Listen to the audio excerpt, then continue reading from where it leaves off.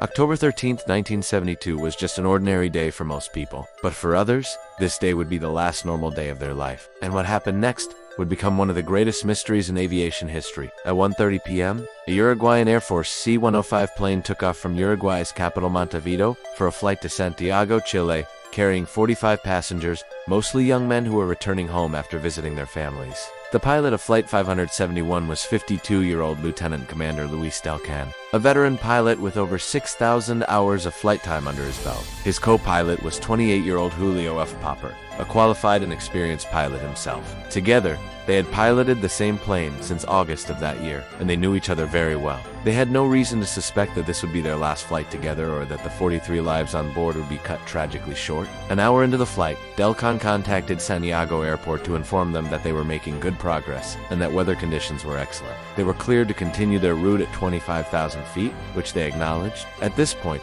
nobody could have predicted that this routine flight would end up being anything but routine. As the plane continued along its path, the crew maintained radio contact with the control tower. At 2:24 p.m., the pilots informed the airport that they were at 27,000 feet and were getting close to their destination. They expected to reach the airport in 45 minutes, and all indications suggested that the rest of the journey would be without a hitch. But at 2:50 p.m., a mere half hour before they were due to arrive at the airport, everything changed. As the plane approached the Chilean coast, the pilots prepared to make their final approach to land. They turned on the autopilot system, engaged the landing gear, and set the altitude to 25,000 feet. Then, just as suddenly as the problem started, the engine started sputtering, and the plane began to shake violently. Delcan and Popper struggled to regain control of the plane while shouting instructions at the cabin crew. All they knew was that the plane was losing altitude fast. They tried everything they could think of to stabilize the plane, but nothing seemed to work. By 2:57 p.m., the plane had lost 10,000 feet, and they were still descending. They had no idea what was causing the problem. The plane was shaking so violently that by now both pilots had donned their oxygen masks and could only vaguely see the instruments in front of them through their visors. By 2:58 p.m., the plane was at 14,000 feet and the pilots were struggling to keep control.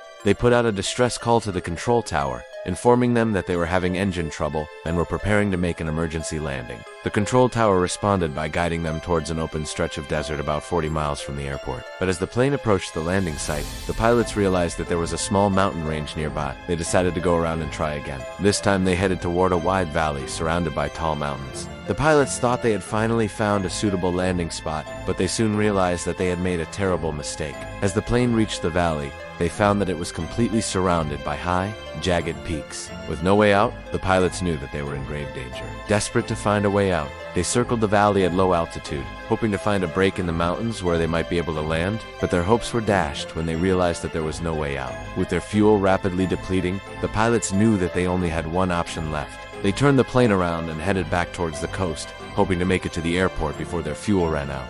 But fate had other plans. At 3:15 p.m., as the plane was flying between two mountain ranges, the pilots made one last-ditch effort to save the plane. They banked the plane sharply to the right, hoping to get a visual on the coast. But as the plane banked to the right, it also lost altitude. The plane hit the side of the mountain and began to break apart. It was raining heavily, and strong winds were blowing across the mountain, making the rescue operation even more difficult. The plane was split into 3 pieces and scattered over a large area, killing everyone on board except for 16-year-old Roberto Canessa and 22-year-old Fernando Parado, who somehow managed to survive the crash. Canessa and Parado suffered serious injuries and were initially unable to move. As darkness fell and temperatures plummeted below freezing, they huddled together for warmth, unsure if they would survive the night. To make matters worse, blood from Parado's injuries had stained Canessa's jacket, tricking a pack of wild dogs into thinking that they were hunting a wounded animal. The terrified boys huddled together, unsure if they would live to see another sunrise. When the dogs approached, the boys instinctively braced for the worst.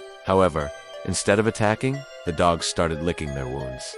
It was a lucky break. Their blood must have smelled like meat to the dogs, and the dogs decided that they would rather lick their wounds than risk being bitten. As dawn broke, the 2 survivors realized that they were alone and injured in the middle of nowhere. They looked around and realized that their ordeal was far from over. Their biggest challenge was to find food and water. After searching the wreckage, they found some water bottles and a thermos, but they soon realized that it wasn't enough. They needed to find a fresh source of water if they wanted to survive. After searching for hours, they finally found a stream and drank their fill. They then started walking down the stream, hoping to find civilization. But they had been walking for days and hadn't seen a single person. Their hope was starting to dwindle, but they refused to give up. Meanwhile, A massive search and rescue operation had been launched to find the missing plane, but bad weather and rugged terrain hampered the efforts. Searchers found the crash site and the bodies of the other passengers, but they didn't find any signs of the 2 missing boys. After 12 days of walking, the boys finally stumbled upon a ranch house. They were weak and exhausted, but their ordeal was finally over.